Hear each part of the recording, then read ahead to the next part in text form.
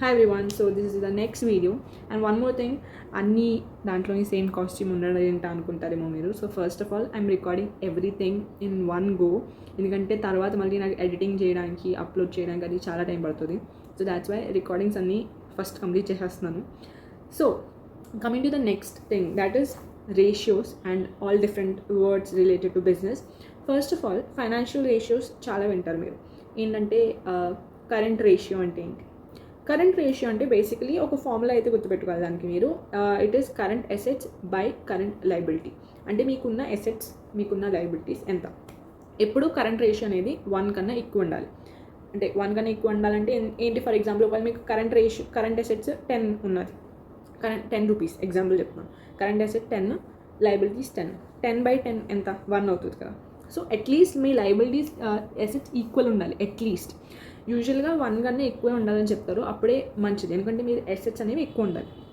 Then comes your debt equity ratio. అంటే మీరు total తీసుకున్న డెట్ ఎంత, టోటల్ తీసుకున్న లోన్ ఎంత, బయట నుంచి తీసుకున్న అప్పులు ఎంత బిజినెస్ కోసం, ఆ debt divided by me owners సొంతంగా పెట్టిన డబ్బులు ఎంత, అది డివైడ్ చేయాలి.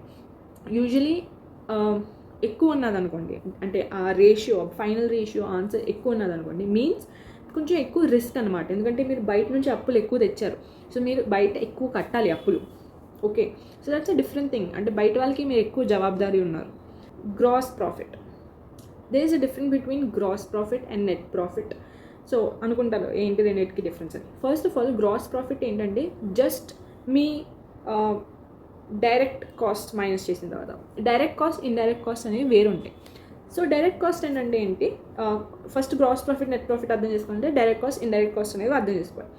డైరెక్ట్ కాస్ట్ అంటే మీకు మీ ఒక ప్రోడక్ట్ తయారు చేయడానికి మీ ఫ్యాక్టరీలో పట్టిన మొత్తం డైరెక్ట్ కాస్ట్ అనమాట. అంటే డైరెక్ట్ కాస్ట్ అంటే for example let's say again కళ్ళజోడు.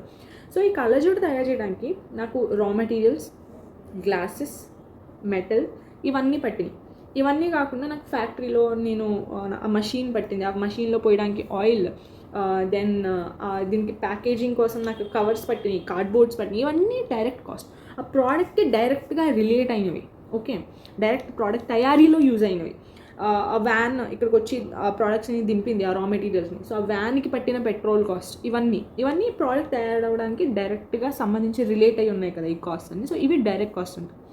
ఇప్పుడు నెక్స్ట్ వచ్చేసి ఆఫీస్ ఎక్స్పెన్సెస్. ఆఫీస్లో నేను ఎంప్లాయీస్కి శాలరీస్ ఇస్తున్నాను. సో ఆ ఎంప్లాయీస్కి ఇచ్చిన శాలరీ డైరెక్ట్గా ఈ ప్రోడక్ట్ తయారవడానికి అయితే యూజ్ అవ్వలేదు కదా. వాళ్ళు ఇండైరెక్ట్గా సమ్హౌ ద అదర్ వే ఈ ప్రోడక్ట్ ఫైనల్గా కస్టమర్కి చేయడానికి యూజ్ అయ్యారు. కానీ ప్రోడక్ట్ తయారీ అవ్వడానికి ఎగ్జాక్ట్గా డైరెక్ట్గా వాళ్ళు వచ్చి తయారు చేసి ఉంటే అప్పుడు డైరెక్ట్ కాస్ట్ అవ్వచ్చు. కానీ వాళ్ళు డైరెక్ట్గా వచ్చి దీంట్లో ఏం ఇన్వాల్వ్మెంట్ ఇవ్వలేదు కాబట్టి అది ఇండైరెక్ట్ కాస్ట్. సో బేసిక్గా డైరెక్ట్ అంటే డైరెక్ట్ ఈ ప్రోడక్ట్తో రిలేట్ అయ్యి ఖర్చు పెట్టిన కాస్ట్ అనేవి డైరెక్ట్. ఇండైరెక్ట్ అంటే ఈ ప్రోడక్ట్ తయారవడానికి ఏమేమైతే ఖర్చులు అయినాయో అవి. For example marketing expenses. ఈ ప్రోడక్ట్ వేరే వాళ్ళకి ఉన్నారని తెలియజేయడానికి టీవీలో యాడ్ చేయడం, న్యూస్ పేపర్లో యాడ్ చేయడం, బోర్డ్స్ పెట్టడం, ఇవన్నీ ఇండైరెక్ట్ కాస్ట్. సో ఫస్ట్ మీకు వచ్చిన రెవెన్యూలోంచి ఆ డైరెక్ట్ ఎక్స్పెన్సెస్, ఆ ఫ్యాక్టరీ కాస్ట్ కానీ, ఆ రా మెటీరియల్స్ కాస్ట్ కానీ అవన్నీ తీసేస్తే వచ్చే ప్రాఫిట్ని గ్రాస్ ప్రాఫిట్ అంటారు. ఇప్పుడు ఆ గ్రాస్ ప్రాఫిట్లోంచి నేను ఇండైరెక్ట్ ప్రాఫిట్ అనేది తీస్తాను. అంటే నేను పే చేసిన శాలరీస్ కానీ, నేను కట్టిన ట్యాక్స్ కానీ, ఇంకేముంటాయి, మీరు కట్టిన ఇంట్రెస్ట్ కానీ, ఇవన్నీ కూడా ఎక్స్ట్రా కాస్ట్ అయినాయి కదా, ఇవన్నీ కూడా అనౌన్స్ చేస్తాను. అప్పుడు మీకు లాస్ట్లో ఫైనల్గా మిగిలేది నెట్ ప్రాఫిట్. అది మీరు ఇంటికి తీసుకెళ్ళచ్చు, అది మీ ప్రాఫిట్. ఇంకా అందులోంచి మీరు తీసేది ఇంకేముండదు, అది మీకు ఫైనల్గా మిగిలిన ప్రాఫిట్ అంటే net profit. Over head cost అంటే ఇండైరెక్ట్ కాస్టే. అంటే మీకు వచ్చిన శాలరీస్ కానీ, మీరు కట్టే రెంట్ కానీ, ఇవన్నీ కూడా ఓవర్ హెడ్ కాస్టే అంటారు. అంటే మీకు పడిన ఎక్స్ట్రా కాస్ట్ అంటే ఒక ఐటమ్ తయారు చేయడానికి పడిన different kind of cost. Then you have operating expenses అంటే డే టు డే పడే ఎక్స్పెన్సెస్ అని చెప్పాను కదా ఆల్రెడీ. డే టు డే లేబర్కి ఛార్జెస్ కట్టాలి, వచ్చిన పని వాళ్ళకి డబ్బులు కట్టాలి, ఇవన్నీ డే టు డే పడే ఖర్చులు. ఇంకేమైనా కూడా ఒకవేళ అదే పికప్ వ్యాన్ రావడం కానీ, గుడ్స్ ఇక్కడ నుంచి అక్కడికి తీసుకెళ్ళడం, ఇవన్నీ డే టు డే. సో వీటిని ఆపరేటింగ్ ఎక్స్పెన్సెస్ అని అంటారు. ఇన్వెంటరీ చాలాసార్లు వినే ఉంటారు ఈ వర్డ్. ఇన్వెంటరీ అంటే బేసిక్గా సెల్ అవ్వని స్టాక్. అంటే మన ఫ్యాక్టరీలో ఇంకా సెల్ అవ్వకుండా మన ఫ్యాక్టరీలో కొన్ని ఇంకా స్టాక్ మిగిలి ఉన్నది, ఇంకా కొన్ని ప్యాకేజెస్ మిగిలి ఉన్నాయి. ఫర్ ఎగ్జాంపుల్ కల్జోళ్ళు, ఇంకా 100 కల్జోళ్ళు నా ఫ్యాక్టరీలో ఉన్నాయి, వాటిని నేను ఇన్వెంటరీ అంటాను. అంటే అది అమ్ముడు పోవాలి ఇంకా, కానీ ఇంకా అమ్ముడు పోలేదు, సో వాటిని ఇన్వెంటరీ అంటారు. Then you have value chain and supply chain. రెండింటికి చాలా తేడా ఉన్నది. సప్లై చైన్ అంటే ఒక చైన్ ఎలా అయితే మీ ప్రోడక్ట్ కస్టమర్ వరకు వెళ్తున్నది, అది డిఫరెంట్ వేస్లో వెళ్ళచ్చు.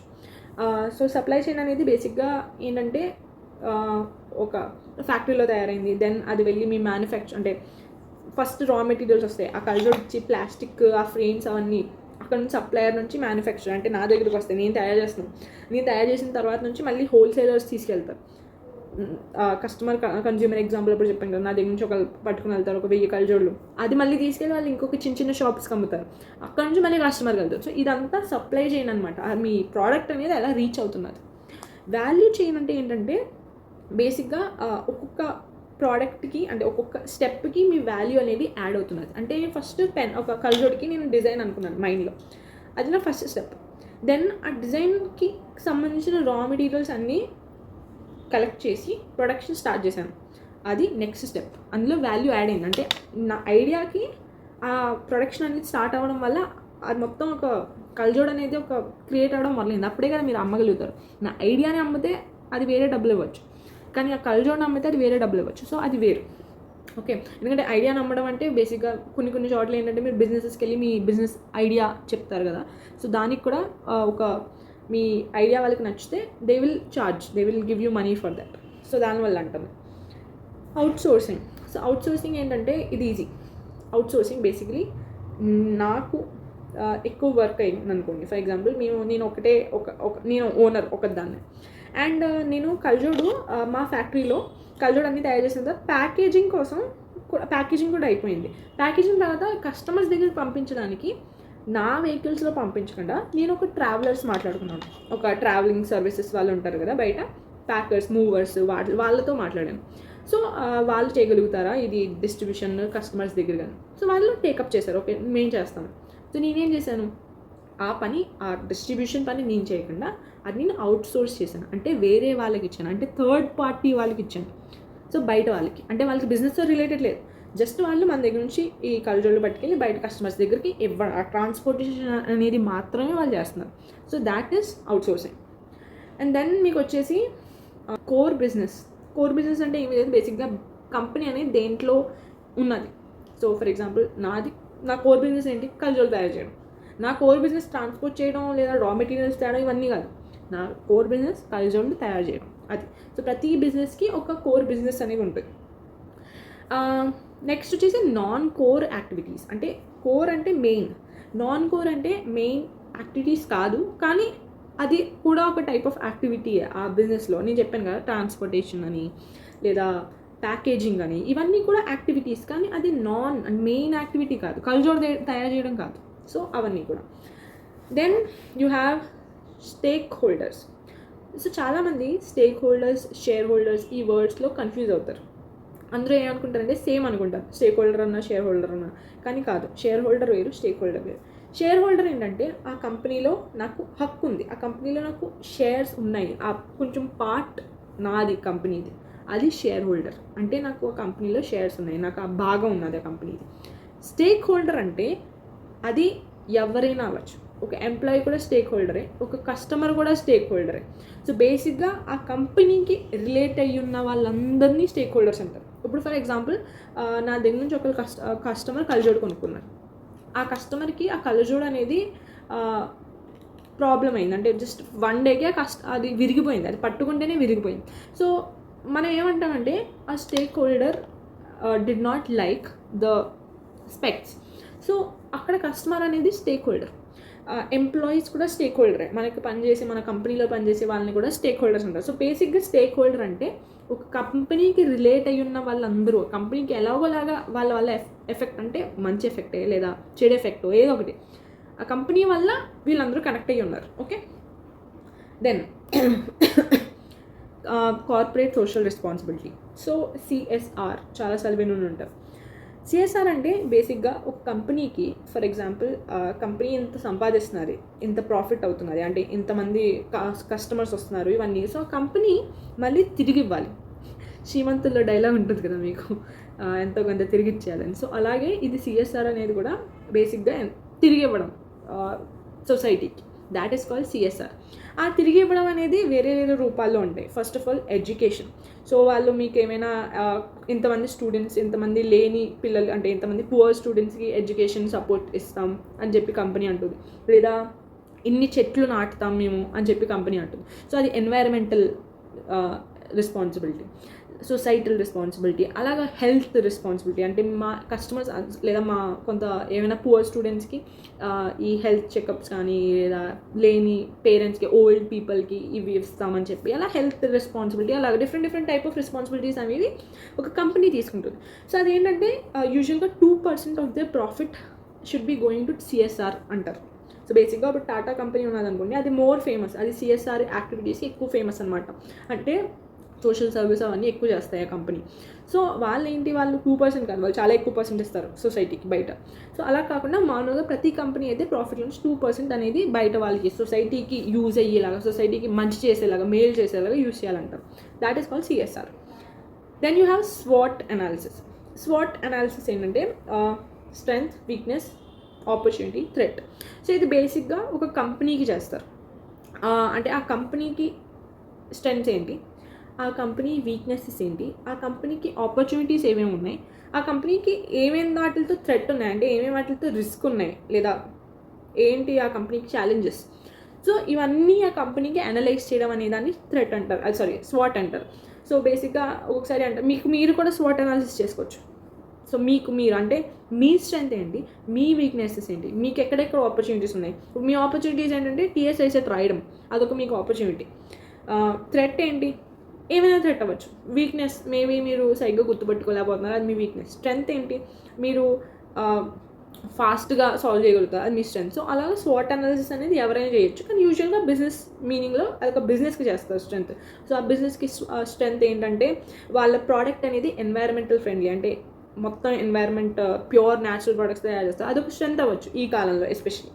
వీక్నెస్ ఏంటి, అది చాలా కామన్ ప్రోడక్ట్, అంటే ఏ కంపెనీ అయినా వచ్చి కాపీ చేసేయచ్చు అలాంటి product.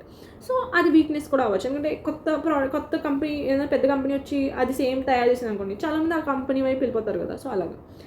Next you have PESTEL analysis. So ఇవన్నీ ఒక డిఫరెంట్ టైప్ ఆఫ్ అనాలిసిస్ అనమాట. ఒకటి స్వాట్ అనాలిసిస్, ఒకటి పెస్టల్ అనాలిసిస్. స్వాట్ అనేది ఒక కంపెనీకి చేస్తాం, అది గుర్తుపెట్టుకోండి. పెస్టల్ అనేది ఒక ఇండస్ట్రీకి చేస్తాం. ఇండస్ట్రీ ఏంటంటే, పెస్టల్ అంటే basically political, economical, social, technological, environmental and legal. So ఇవన్నీ మనం ఒక ఇండస్ట్రీకి చేస్తాం. అంటే ఒక పర్టికులర్ ఇండస్ట్రీ ఎలా ఉన్నారు, ఫర్ ఎగ్జాంపుల్ కార్ ఇండస్ట్రీ, అంటే ఆటోమొబైల్ ఇండస్ట్రీ, కార్ ఇండస్ట్రీ రెండు ఒకటే. సో కార్ ఇండస్ట్రీలో ఎలా ఉన్నాయి అంటే, ఇప్పుడు రైట్ నౌ పొలిటికల్ ఎలా ఉన్నది, పొలిటికల్ సిచ్యువేషన్స్ ఎలా ఉన్నాయి, గవర్నమెంట్ రూల్స్ ఎలా ఉన్నాయి, గవర్నమెంట్ రెగ్యులేషన్స్ ఎలా ఉన్నాయి, ట్యాక్సెస్ ఎలా పడుతున్నాయి కార్స్ తయారీ మీద, ఒక కార్ కొంటుంటే ఇంత అంటే సోషల్గా ఎలా ఉన్నది అది, సో ఎన్వైరన్మెంటల్గా ఎలా ఉన్నది, ఎలక్ట్రిక్ కార్సా లేదా నార్మల్ కార్సా, ఇవన్నీ కూడా టెక్నాలజీ కింద ఎలా ఉంది, ఇన్నోవేషన్స్ ఎలా జరుగుతున్నాయి, కొత్త టెక్నాలజీస్ ఎలా వస్తున్నాయి. సో బేసిక్గా ఒక పర్టికులర్ ఇండస్ట్రీని స్టడీ చేయడం అనే దాన్ని పెస్టల్ అంటారు. అలా ఇండస్ట్రీకి ఫుడ్ మ్యానుఫ్యాక్చరింగ్ ఇండస్ట్రీ, ఇప్పుడు మనకి బిస్కెట్స్ కానీ, కేక్స్ కానీ, ఇవన్నీ వాటి మీద ఒక ఇండస్ట్రీ మీద మీరు పెస్టల్ అనాలిసిస్ చేయొచ్చు. బేసిక్గా ఆ పర్టికులర్ ఇండస్ట్రీలో పొలిటికల్ సిచ్యువేషన్ ఎలా ఉంది, రూల్స్ రెగ్యులేషన్స్ ఎలా ఉన్నాయి సొసైటీలో, అవన్నీ. అండ్ దెన్ యూ హ్యావ్ ఇవి కాకుండా మీకు ఫోర్కాస్టింగ్ అంటే బేసికలీ ప్రిడిక్ట్ చేయడం. ఫోర్కాస్ట్ అంటే ముందే ప్రిడిక్ట్ చేశారు. సో అంటారు కదా ఫోర్ హెడ్ అంటే ఏంటి, ఇది ముందు ఫస్ట్, అంటే హెడ్లో పై భాగం, ఇది ఫోర్ హెడ్. సో అలాగే ఫోర్కాస్టింగ్ అంటే ముందే ప్రిడిక్ట్ చేయడం. ఓకే, సో దాన్ని అంటే ఏమేమి ప్రిడిక్ట్ చేయగలుగుతారు మీరు బిజినెస్ వేలో. ఇప్పుడు వెదర్ ఫోర్కాస్టింగ్ అంటారు కదా, సో వెదర్ని ప్రిడిక్ట్ చేయడం. అలాగే బిజినెస్లో కూడా మీరు వచ్చి నెక్స్ట్ ఇయర్ సేల్స్ ఎంత అవుతాయి, మేబీ నెక్స్ట్ ఇయర్ ప్రాఫిట్ ఎంత ఉండవుతుంది, నెక్స్ట్ మంత్ ఎంత సేల్స్ అవుతాయి, లాస్ట్ ఇయర్ ఇంత, ఈ మంత్లో ఇంత అయింది కాబట్టి ఈ ఇయర్లో ఈ మంత్లో ఎంత అవుతుంది, సో అలా ప్రిడిక్ట్ చేయడం. సో ఈ వీడియోకి ఇది చాలు. నెక్స్ట్ వీడియోలో నేను వేరే టర్మ్స్ కవర్ చేస్తాను. హెచ్ఆర్ రిలేటెడ్ వర్డ్స్ అనేవి కవర్ చేస్తాను. అదే కాకుండా అకౌంట్స్ రిలేటెడ్ వర్డ్స్ కూడా కవర్ చేద్దాం. Economy related words like GDP, GNP, ఇవన్నీ main important things. Okay, so thank you.